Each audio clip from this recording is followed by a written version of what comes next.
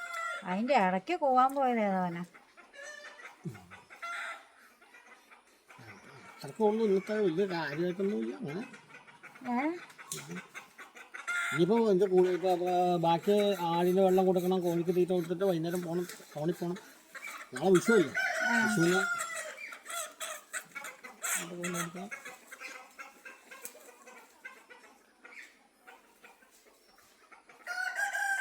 അപ്പം നമ്മൾ വിഷുവിൻ്റെ കണിയൊരുക്കങ്ങളൊക്കെ ആയിട്ട് നമ്മൾ വീണ്ടും പുതിയ വീഡിയോ ഒക്കെ ആയിട്ട് വരാം. അപ്പം ഇത്രയേ ഉള്ളൂ. വീഡിയോ ഇഷ്ടപ്പെട്ടാൽ ലൈക്ക് ചെയ്യണം, കമൻറ്റ് ചെയ്യണം, ഷെയർ ചെയ്യണം, സബ്സ്ക്രൈബ് ചെയ്യണം. വീണ്ടും പുതിയ വീഡിയോ ഒക്കെ ആയിട്ട് വീണ്ടും വരുവരേക്ക് designing of Bindu's dreams. By.